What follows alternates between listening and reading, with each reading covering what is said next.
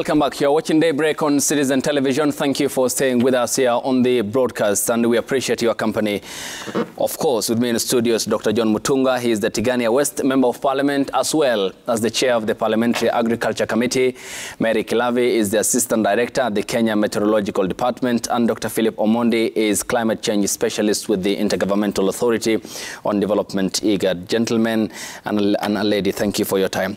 Mary, may we understand what could be the reason of another failure? Because this is a question from one of our viewers, and in wanting to understand and seeking clarity as to the causes of the depressed rain into the 6th season. As Dr. Omondi explained, it's mainly because of the persistent anomalous cooling over the Pacific Ocean, mainly over the central, eastern, and eastern Pacific, equatorial Pacific. So that is negatively correlated to the rainfall. So when we have cooling, then we have dry weather over our region. And mind you, that translates to something else in other parts of the region. Like, for example, over South Africa, they actually have excess rainfall due to that cooling. So that's what we call teleconnections. So that has persisted right from OND, the short trains of 2020, down to this day. It's just now that we are getting into a neutral phase. So that cooling is what mainly has been responsible for the depressed rainfall during the last 3 years. Okay. Dr. Philip, food prices are expected to rise further, and accessibility to food is also expected to be poor. Is that's according to the Met Department here in the country. Is this also the picture across the region? Definitely, yes. It is the same picture across the region.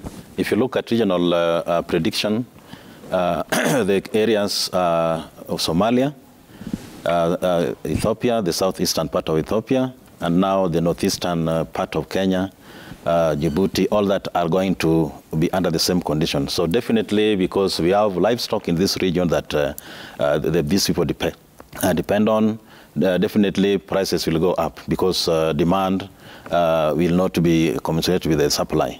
So we expect that to go across a better part of the region. So this is something that also IGAD as a REC is working on, and IGAD works with member countries very closely in terms of early warning, and they also work with the humanitarian agencies together with the donor partners. And all this is to try and support the people that are really starving. Like now we have millions of people under what we call integrated phase classification 5 and 4. That is catastrophe and emergency. So those are some of the things that IGAD is working all the time with the member states to make sure that people are aware, people take also precautions, and our population, our people don't suffer. Well, when you talk about precautions, and of course these are millions of people already affected by drought, instead of precaution, what are the mechanisms that you are rolling out and reaching out to the most vulnerable? Of course, that is in collaboration with the government. Absolutely. Today we have moved from just giving focus to focus-based. When you say it's going to be depressed, you have to target areas, and then you also have to give possible solutions that governments can work on so that people get assisted.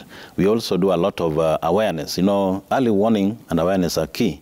If you are aware that a disaster is coming, you can do something. So this is what IGAD, through IGAD Climate Prediction and Prediction Center, is doing after every 3 months. And again, after on a monthly basis, we try to update some of these things that are sometimes very difficult to predict. So all along, we are on alert, we give early warning, and we also give possible solutions that can be done. Dr. Mutunga, as per the projections by the Met Department, there are some counties that will receive near normal rainfall. I mean, and this is likely going to trigger resource-based conflict between those who will be in those counties and those who will be seeking to move from the counties affected by the drought situation in looking for pasture and water, as we have seen. Yeah, sure. I mean, talk to me about the security part of it, from food insecurity crisis to security. Isn't this not a double-edged sword for the government? It's going to display a difficult situation for the government. I noted that about 3/4 of Kenya is actually assessed as going to have probable, it's highly probable to have depressed rainfall, near normal. Near normal would mean less than normal. Combined with the other area where about a quarter again, a fifth of what is remaining is clearly it will not be normal. So we are saying that more than 3/4 of Kenya will be suffering the insufficiency of rain. That means we will have the pastures and fodders will not be sufficient. There won't be sufficient food, and then people migrate from one part of the country to another. Bearing in mind that around 80% of land in Kenya is used for grazing. And most of our grazing is migratory, where people move from one part to the other. So pastoralism comes with other issues. There are always clashes, because when people move from their original grazing land to a new grazing land, there is no land which is not occupied. That new grazing land will have there are people who care. They will wonder why you shouldn't bring your animals here, although there is free movement. Then it will create scarcity. The water scarcity will be an issue, and we are facing a likely conflict over resources. So that for sure is likely to happen. And we can see climate change has really caused a complete change in seasonality in Kenya. Okay. We have seen depression, extension of dry period, and pushing the rains to April. I saw when you were displaying that particular sketch, I saw that most of the rains will come in April. We expect rains in April. When you were children, by the 15th of March, we used to know that there's going to be rain, and for sure there was rain. So this has really led to confusion, total confusion in everything. You cannot properly plan when to plant. You can't, because you plant very early, then there's a likelihood that the seeds will be destroyed by the environment. When you put them in the soil and the soil is hot for some time, the viability of those seeds is not guaranteed, and therefore there will be added cost. When the rains come very late and there's no germination, somebody has to rush and buy more seed. Okay. There is no money to buy the seed. So people are caught in a crisis. Okay, multi-layer of complexities. We'll talk about climate change. Yes. Because President Ruto has been categorical, clear during the climate conference in Sharm el-Sheikh in Egypt. He also had a clarion call for the international community when during his debut address at the United Nations in September last year. And why a continent like Africa, a country like Kenya, is paying up the price of no pollution in terms of carbon emission? Yet again, it bears the consequences of climate change. We'll talk about that. Mary Kilavi, Marsabit, Kajiado, and Narok will receive near normal rainfall. These are counties that have been severely affected by the drought because of livestock that perished, people who are lining up schools looking for food because of the situation, and the economic mainstay generally affected by the drought. What does this near normal rainfall in your predictions and the numbers you have given us address, or what share of the severity of the impact will it address in these three counties? Oh, one thing that's worth noting is that these same counties, the average amount of rainfall that they receive during this season is not that much, is less than 200 millimeters. And bearing in mind that, the lands have already been degraded. Actually, I was in a conversation with someone from Marsabit, and he said that during this dry season, there's been a lot of windstorms, and that has blown off a lot of the top layer of soil that carries nutrients. So it's very unlikely, it's still unlikely that we're going to see a good regeneration of pasture, and that means that even the normal rainfall may not translate into very good production, and that's something that I think we have to bear in mind. Yes. Can it address a fair share of the problems in those counties that you have just mentioned? Can it alleviate a percentage of the burden because of the drought? Yes, it could, but not to full recovery. Yes. Okay. Dr. Philip, in terms of resources and personnel, whilst you cover the region, I'm very specific here in Kenya, the predictions by the agency like one Mary represents here on the broadcast is calling on authorities, including humanitarian institutions, to closely monitor the situation and provide food and food supplements to the most vulnerable communities to avert loss of lives. At what point are you coming in and be the crucial actor with the government and other actors to stave off the situation from not spilling over, and then the next debate to have will be on the human life and the cost on people? You may not be aware, but before scientists like Mary Kilavi come up with such a map, we have a regional map, similar thing at regional level. And we sit together, all the government, all the scientists working for the government come together, look at the region, look at their countries and the region, then we have a regional map. Then they go back to their countries and do what we call downscaling. Now they bring that down to national level and subnational level. The same thing that happens at country level happens at IGAD level. We give a focus, and then we give what we call advisories. We have decision support tools that we also give out. To give early warning, we tell all the governments that we work for that this is what is likely to happen, and this kind of caution needs to be taken. So from there, the same is done at national, and then today we are going to subnational level through the national government. So we work together in giving this kind of early warning. So once it happens, IGAD has got the capacity to mobilize and also talk to donors to come in.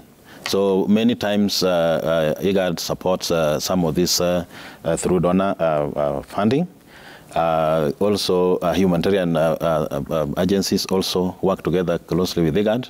So it's a kind of working right from early warning during these events and even after in doing reconstruction and helping countries to reconstruct. So it is something that is ongoing, may not be to a big magnitude that can be felt, but it is ongoing. And as you are aware, funds are really needed, a lot of funds are really needed to do this.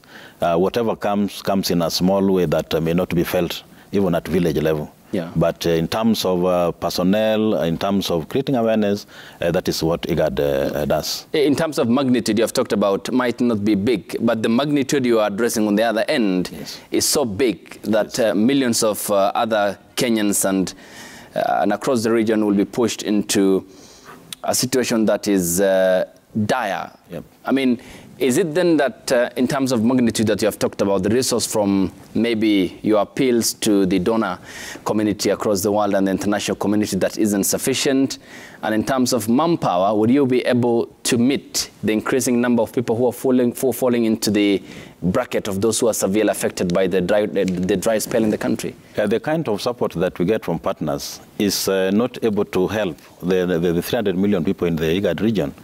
It's only able to help at secretariat level personnel that work with governments. So we expect much of these activities to be undertaken by the respective governments, because you at a region level, you cannot do much. So we support in terms of technical data information and the current technology, and then we expect governments also to chip in through the budgets, even to help the many people that are at national level. Okay, Dr. Mutunga, I want us to listen, and Mary and of course Dr. Omondi, to the President who yesterday also spoke on this matter and the crisis that is getting out of hand as state and non-state actors roll up their sleeves to reach out to the affected across the country because of the dry spell that, according to predictions, is likely to lengthen towards the end of this year. This is what the head of state said yesterday at the Kenyatta International Convention Center. Tumeagiza mchele, tumeagiza vyakula vingine na hata mafuta ya kupikia. Tumeagiza pamoja na hata maragwe na mambo mengine ambayo itatusaidia kutuletea chakula, ndio tupunguze, ndio mambo ya chakula isipande juu kwa bei. Prices is what he talked about, Dr. Mutunga. And I wonder how these importations will act as a buffer to the spiraling effect of the drought on the prices of basic commodities in the country, because there seems to be a sharp rise in the cost of food occasioned by the failed rain season in the previous, and this likely again to lengthen the situation. The government approach is slightly different this time around. The government is not buying these products, the government has waived the import tax. When you waive import tax, you facilitate many players to participate in that particular business. So many people have been given import permit to import, to bring in maize, to bring in sugar, to bring in rice, and even cooking oil. And this increases the availability of product. Prices mainly change as a result of supply and demand.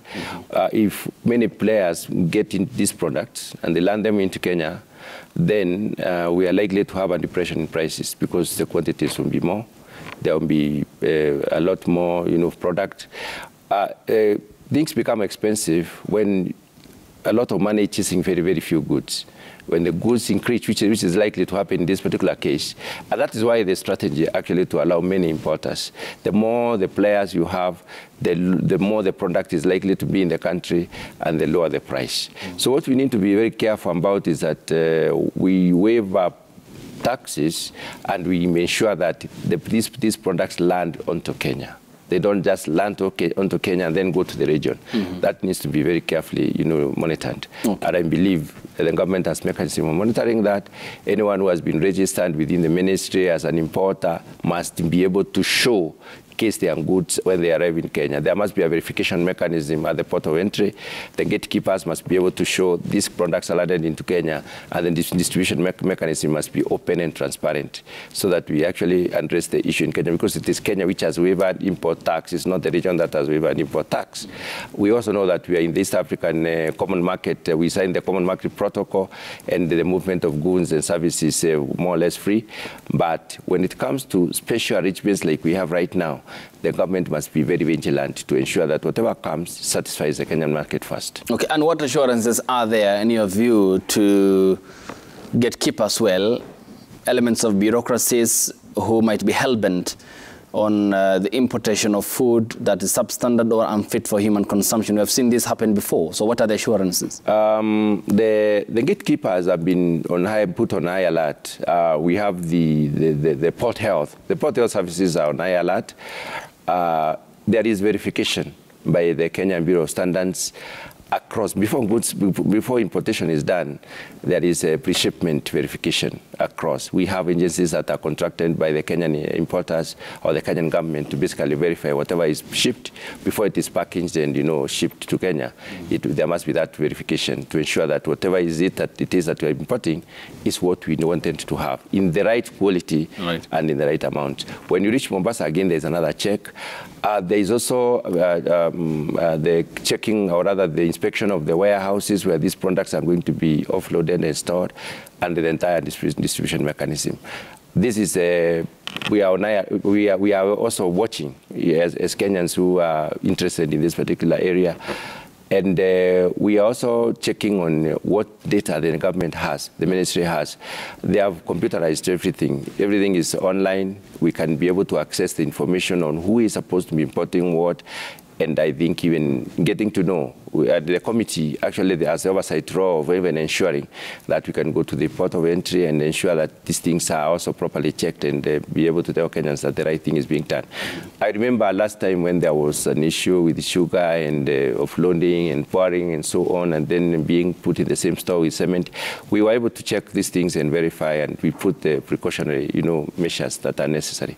We spelled them out, and I believe the government did take action. Okay, the debate on the sugar report in 2018 and the acrimonious session in Parliament over whether the tea and the coffee that Kenyans have are laden with copper, lead, or other metals. There was sugar which was supposed to have been copper list. Okay. Yes. We only provide water here, so you are safe enough for that. Dr. Omondi, I mean, talk to me about this, because Dr. Mutunga points out the importation here and says it does not apply to the region, and despite Kenya being a member of the East African market after signing that protocol and the binding agreement. But what's the case, for example, for landlocked countries like Ethiopia, Uganda, and South Sudan? Landlocked countries like Ethiopia, they have a way through which they import their goods. maybe through by railway through Djibouti and all that. I may not be in a very good position to say for the region in terms of economy, but all that I know is that the different governments have got different policies that they work on. The region is trying to bring these policies together to serve the region. Some of them have not worked well for the region. Some of them work for the region quite well. Like Mheshimiwa mentioned about the free movement. Yeah. IGAD is also, we also had a signing of a protocol for free movement of livestock within the region. So that also helps if one side of the country is suffering, the other country, they can move to get to browse or market their animals across the borders. So there are policies at the regional level which are aligned with some of the policies at national level. Mary, coming to you, when you look at your projections, and because you more or less are the pivotal point of this entire discussion, because your projections inform the next policy move, what needs to be done, because this is the season that you focused the below average rainfall, near normal, and it's the planting season. Then is it all down to climate change from your predictions, and what does the picture look like in terms of the general outlook from your scientific models, and what needs to be done to forestall these consequences, because it might extend to late October, according to also the committee that was established to reach out to the most vulnerable, those who have been severely affected by the drought? It does look like, and of course attribution studies will confirm this, are likely to confirm this, that what we're experiencing is as a result of climate change, and that is because climate change is expected to translate into more severe extremes. For example, the drought that we're experiencing, more frequent and more intense extreme events. So it does look like it has that signature, so we expect some attribution studies to be done to confirm that. And going into the future, we expect that to intensify, to only get worse. We get more frequent and more intense extreme events. Could be flooding, or like it's been happening in some other parts of the world, or prolonged drought like this unprecedented one.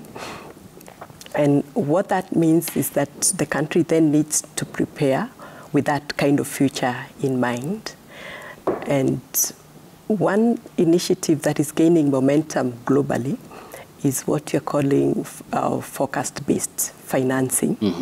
And what that means is that for forecasts, the forecasts that have sufficient lead time could actually be used to trigger financing, such that you do not have to wait for the impact to be felt.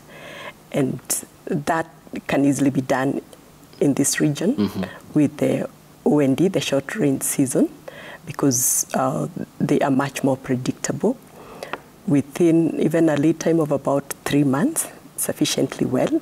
So if that information could be used and mechanisms are put in place that can trigger some flexible financing to actually take early action before the impacts are felt, that would go a long way into actually mitigating the impacts and alleviating a lot of problems that people are suffering. In terms of then an agency, before I come to Dr. Mutunga, are you concerned about the finances for adaptation financing?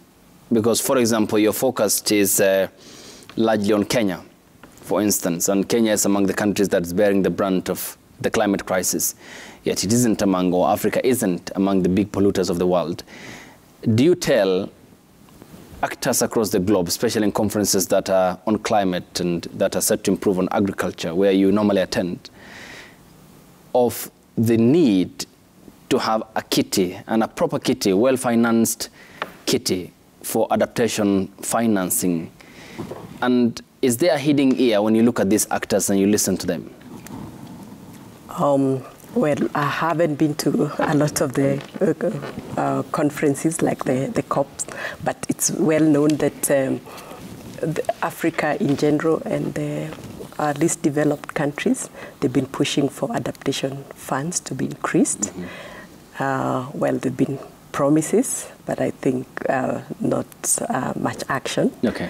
And in terms of now what's recently been accepted damages, because even before we get to adaptation, we're already beginning to feel damages. And I think the loss and damage fund is likely maybe to, if that is affected, is likely to help a bit. Yes. But I'm sure Dr. Philip would have, yes. Yes, Dr. You're going. Yes, thank you. In terms of adaptation, that is what is very important to us as African and Kenya in particular. The globe, through what we call the COP, Conference of Parties, are really much alive to that. There is one thing that all developed countries that are huge polluters, they're supposed to contribute $100 billion US every year towards climate change impacts, and adaptation fund comes in that. So we have what we call adaptation and mitigation. Mitigation are processes or things that people do to reduce the amount of greenhouse gases that go into space that affect our climate. So we have what we call adaptation fund through some of the kitties that are already in place. Kenya is getting this fund, and any other country in the IGAD region. We have also another global kitty called Green Climate Fund. This is also coming very easily to member states through project proposals, and countries are eligible to get this. So we have kitties that are supposed to cushion against some of these impacts of climate change through adaptation and mitigation. Okay. Dr. Mutunga, earlier on we talked about the cash transfer programs through the National Drought Management Authority, and this is to put money into the pockets of the people. How effective has this been? And now that there is a prediction that the dry spell is likely to lengthen, are you looking from policy perspective, and as a key member of the Agriculture Committee, the chairperson for that matter, into increasing that budget of the people who have been affected at the household level? Yes, of course, the numbers are rising, and we have looked through the budget this week, the budget policy statement, and we are looking at the packaging of the subsidy. Cash transfer is one of them.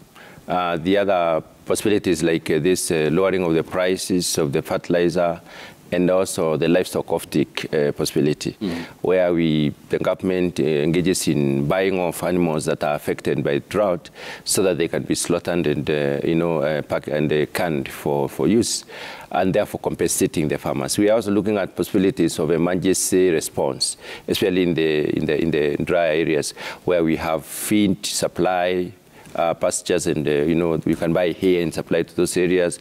You can also, it is also possible to give them the salt, to give them the supplements, and so on. So they come in as a package. So what we are looking at is the numbers are swelling, and the kitty within the agricultural sector is not very large. Agriculture is not one of those highly funded sectors, unfortunately. Although it is one of the greatest support of the economy, there's a paradox there. There's a complete lack of correlation.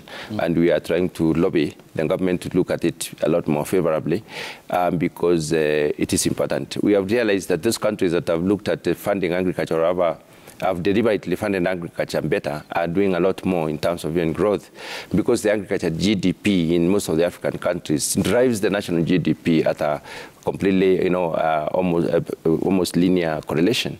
And we realize that we need to fund agriculture properly. And one of the things is alleviating the suffering of the people who are used to who engaged in lifestyles of producing food for us, food or livestock.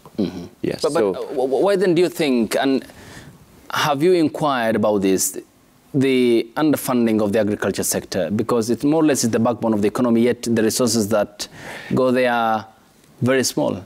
Yeah, there is we are having these conversations almost all over. Right now, there's a conference happening in Nairobi at Westlands from yesterday up to the end of the day today, which is an African parliamentary session on the CADAP. CADAP is the Comprehensive African Agriculture Development Program, which is the AU's interpretation of what needs to be done within agriculture under the African Union framework. So we are looking at how do we interpret what we do within the agricultural sector, so that it focuses a lot more on supporting the people to keep on, increasing their production and productivity and supporting the economies. And you realize those countries that have increased funding to agriculture, there was in 2003, there was an agreement signed by our president in Maputo. And this agreement basically presupposed that come 2008, 5 years down the line, African countries should have supported agriculture with at least 10% of the national budget. Kenya did not manage to do that. And then later on, 10 years later, another one was signed in Equatorial Guinea, in a town called Malabo, and it's called the Malabo Declaration. The Malabo Declaration has come up with specifics about 7 clearly agreed upon areas where the government needs to be measured on. And if you don't support agriculture properly, then you'll always miss out. Like Kenya has only been able, in the last assessment, which was done in 2021, Kenya was only able to be performing in only one out of 7. So the other 7 we have flopped. We have not really been, we are below average, which means we've not been able to deliver. So we are using all these arguments to engage the government, to tell the government, those others who have done well, like Rwanda, and even Ethiopia has increased, even Tanzania has actually increased their funding to agriculture. They are doing a lot more. And they are getting more than 10% growth in the economy. 10%, but double digit. As we are struggling with a single digit, the lower you fund agriculture, the more you don't grow fast. And I'll tell you the reason why. That is where the people are. If you want an economy to grow, invest in the people. The greater the number of people who are being useful and contributing to the economy, the more you grow the turnaround. And therefore, that is where we need to focus a lot more. Okay, we'll talk about, of course, farming and the awareness bit, and Dr. Omondi, of course, will be coming in on that as well. Mary, in the mapping that you have done and which we have shown our audience, there are many counties where, in terms of your projections of the rain, are categorized as undefined. What does that mean? What that means essentially is that the rainfall may not meet the criteria for what we would call an onset. For example, we define an onset of rains over at least most parts of the country as a rainfall amounting to about 20 millimeters within 3 days without a dry spell of longer than 7 days in between. So that's what would classify to be a dry spell. And owing to the poor distribution that is expected, both temporal and spatial, over these areas, then they may receive a bit of rainfall, but it may not actually be classified as an onset or a cessation. And Dr. Omondi, coming to you, because there's a viewer here who is concerned. Of course, we'll be sampling towards, we will be sampling the tweets towards the end of the broadcast. And he's bringing about the GMO debate in the country. Of course, we have talked about resilience and the need to change from the current rain-fed agriculture to irrigation. And he says that this is a plan by the government to bring in GMO. Now the hunger state has paved the way to bring in the contested GMOs. Would rather focus on enhancing our production than imports. Let the government invest more in agriculture for safety. When you talk about crop resilience and the need to change the current state of agriculture in the country, how easy is that? Is that message even sellable? I really agree with what Mheshimiwa said here, that irrigation is the way to go. Remember, we have phases. We have a time that will be flooded all over. Then within another short period, we have drought. As Mheshimiwa said, if there is a way in which we can harness, we can collect all this amount of water going down to the ocean, keep it somewhere, and then when dry spell comes, we use it for irrigation. To me, that is the way to go. The issues of GMO and all that may not be something that I may say, but a lot of water is in this space, and it interchanges with the drought. So if there is a mechanism of keeping this volume of water, as Mkilavi said, as we are struggling with the drought here, our neighbors up here, South Sudan, they are also suffering from floods. Somebody say, why don't we channel that flooding water in South Sudan to the northeastern part of Kenya? So it is a matter of management. If well managed, I believe nobody should die of hunger, because the resources are there.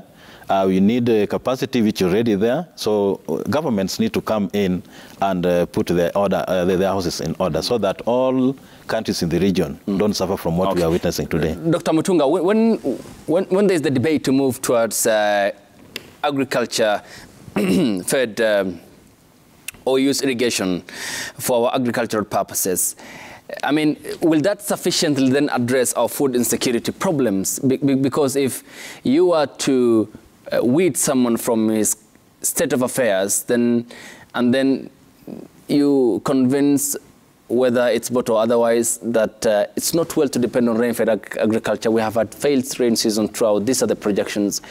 But what is the communication model in delivering that and depend on harvesting water and depending on irrigation for food security? We start with the situation as it were. Right now, if you go to the farmers who are losing a crop as they watch and tell them there's something called supplementary irrigation which can help you to have this crop grow to the end, they'll be very happy. So the idea is to get the message to them that you need a crop that goes all the way to the end and gives you what you expected. And in order for us to do this, let us set aside some land around here to put in water. And you can use this water for supplementary irrigation. I am sure even seeding pieces of their land to create space for water harvesting is a possibility. If they can seed land to create space, land for public utilities, I am sure they will be most willing, because I know most of the land in the potential area has been taken up. You see, one of the impacts of climate change is species concentration in the islands. What has happened in Kenya is that everybody has moved into the islands, even the animals, everybody running to a higher ground, better, cooler ground, you see? So we are all we are all struggling, scrambling for the little land that there is, where you can probably grow a crop and it matures. Unfortunately, we are using agricultural land for housing. Okay. Look at Nairobi. I think we will put better houses, much better, more elegant houses facing the Rift Valley on the escarpment. But where are we building houses? Uprooting coffee in Kiambu and putting houses there. And all you need is a house and flowers. Along the escarpment, you can do your perfect flowers. You can even import soil. So I think we need to reorganize, rethink the entire system by asking ourselves, this little potential 16% of Kenya that we have, how do we effectively use it? Even the housing scheme that the government is coming up with, that is already, should also look at decongesting agricultural land. Instead of having a land like Kisii land, the entire, there is always, for sure, there is always rain in Kisii in the afternoon every day. Always. But where is it raining? On top of houses. If we can get those people somewhere housed in high-rises, and then we create that land, we would increase production and productivity. Most of the other areas, that's one of the options. Then we also need to look at how do we turn the land expanse of land we have. The land, the greater part of Kenya, how do we turn it into productivity? We get enough water. If we look at rainwater harvesting, we get enough water to irrigate our land. That one is a fact that you can take to the bank. We have enough water, but we do not manage this water for the purpose. It just disturbs us. We have a lot of flooding, houses are carried away, cars are carried away. We have a crisis. Every time we look at everything, instead of looking at it as an opportunity, we see it as a crisis. Okay. So the government is running to contain flooding crisis, then there's drought, we are having another problem of drought, and then we need to sit down and ask ourselves, how can we benefit from this flooding crisis? Drought crisis, then the flood crisis. And then we cry when it is dry. I think we need to... Double tragedy, moral situation. Yes. Dr. Omondi, before I come to Mary, he talks about the need for a rethinking of how we do our agriculture. Is it also time to rethink the pastoralism economic model? And for example, he talked about overpopulation. Then there is overgrazing in most arid and semi-arid counties. If there are 10 persons in certain village A and each has over 300 goats, then that becomes overgrazing. The little pasture immediately goes away. Then who will make the pastoralists, and majorly in the north, understand the need for commercialization of their animals to pay school fees and to meet their other life standards, and not suffer and wait for the government's off-take program, and at a lower price at a time when there's doubt, instead see the commercial element of it? If you ask who will make, I would say it is the government. It's the government, absolutely. But I want to say that, as Mr. said, that agriculture can be, you can also do irrigation for grass. Yeah, you can do reseeding. Reseeding, and we also capacitate our farmers so that you don't move kilometers with animals, but you confine them within a range where they have the best browse and productivity is very high. And I want to tell you that when you talk of climate change, we are normally blamed by the developed countries that our small 100,000 of bony cattle are the worst polluters than their big industries. So it is really important that capacity building be done, and the government is doing it. At IGAD level we are doing. We have also NGOs, we have also humanitarian agencies doing that. So I want to say again that there is need of change of mindset. This thing that we talk of off-take, it has not gone very well with the farmers. Right. A farmer cherishes, the tradition of the cherishes a number of animals. If you tell a farmer to sell and keep the money when the conditions become better, they restock, they don't want completely. So there has to be a way through which we respect their traditional way of moving the animals and helping them to keep healthy animals without necessarily suffering. Like now, hundreds of them, this are dying. So it's a change of mindset. We can irrigate land and plant grass for these animals, and we can also leave to the government the issue of commercialization so that they have mechanism through which they can convince them to do the off-take and insurance and things like that. Yes. Okay. Mary, what are you looking into now that you have given us the projections for the March, April, and May before we sample the feedback of our viewers? What are you looking into in terms of the next predictions that you'll be giving for us as a detailed report, as is the case and the sectors affected? And what are the criteria that you normally factor in before you come up with such reports? So what we have given is a seasonal outlook for the whole period, March, April, and May. But one thing that's important to note is that the prediction skill for this season is not very good. It's actually challenging, one of the most challenging seasons to predict. But the prediction is much better at a shorter lead time. So we'll continue to give updates, and it's very important for people to stay in touch so that they get these updates in terms of the monthly updates. That's just yesterday we released the forecast for March, and then we'll also release the forecast for April just before the month begins, and also for May. So at shorter lead times, it's a lot easier to predict. So it's really important for people to stay up to date with these forecasts.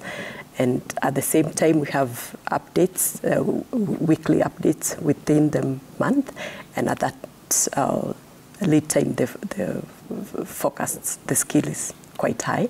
So actions can still be taken using the shorter lead time forecasts.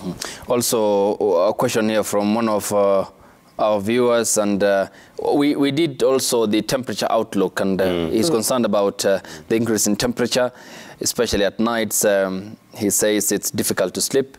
He asks, when will this end or lapse? Yes, of course, when it starts raining, temperatures, especially daytime temperatures, we expect them to come down a little. But generally, as the prediction shows, we expect the season to be warmer than usual. That's compared to previous seasons, March, April, May seasons. So as much as we're expecting rainfall, and the rainfall is expected, of course, but we still expect warmer temperatures. They may come down, but not to the extent that maybe people would want because of the climate change aspect. Okay, thank you. Getting warmer every year. I'll come to Dr. Mutunga on the need for awareness on tree planting to mitigate the consequences of climate change. And let's now sample your feedback on Twitter. This is what you are saying. The hashtag is Daybreak. The SMS code is 22422 at Citizen TV Kenya and at Ayub Abdikadir. Reverend Harry _Kosgei says, God is omnipresent and he knows everything. Thus, let's not doubt God. Rain is coming. Prepare your lands. God's timing is the best. God bless. Bob Otieno Owino says Kenya is a blessed country. It's only that we are taking God's blessings for granted. Soon we'll have more than enough rains, but how to tap it to mitigate drought rains via corruption, example like Aroran Kimorer and Galana Kulalo projects that we have talked about. Evans Rashford says climate in Meru has changed for the last 3 years. We buy water for domestic purposes. The situation is getting tougher. The government should come up with the best idea to solve this. Engineer Lazaro says government should take drastic steps to prioritize modern farming methods, i.e. irrigation, providing farmers with seeds of drought resistance, crops, and to stop unproductive purge on former regime and senior officials, plus blame games. That's part of his tweet. Remy Butia says rainwater harvesting is the most effective and sustainable method of preserving water. It reduces the burden on using groundwater, along with the reduction of the exhaustion of non-renewable resources, saving future generations. Godi Barasawere says the government should ensure that each of its ministerial departments supervised by Agriculture and Environment adopt the Green Nation concept, where environmental conservation, food production, and security are mandatory units of leadership. SAO says the government should prioritize investment in modern farming techniques to reduce dependence on rain-fed agriculture with changing rainfall patterns. Our agriculture institutions can guide farmers towards sustainable practices and ensure food security. Thank you for your feedback on Twitter. Yes, Daktari, a couple of tweets over there. Yeah. And you want to respond to that? Yes. Kenyans are very aware that we need to do water harvesting. The other issue that has come out very clearly is tree planting to rehabilitate our forest cover, to increase the forest cover. That needs to be engraved in our minds, that we need to plant more trees for the environment to be sustained and not to change adversely, not to change so significantly. We need to increase the number of vegetation cover, the amount of vegetation cover that we have. And this can only be done through deliberate tree planting exercises across the country. Like we are likely to have, long rains. People should target to plant more trees for those areas where there will be no, long dry spell in August and September. But those signs of eastern part of Kenya, like where I come from, I think we normally plant most of the trees in November, because this period is normally not very dry. But surprisingly, it has been extremely dry, and even people's farms have been invaded by livestock keepers. So there is already a conflict. And there are crops that are perennial. They grow, or biennial, they grow for 2 years or 2 seasons, and therefore they are found on the farm and they are eaten by animals, and there's a lot of trouble. The other issue that has come up, which I think is important, I like the way the Kenyans are hopeful. Yeah. And the way they are spiritual. They want to keep on praying, which is good. But even prayer alone is not enough. Let's do something, even as we pray.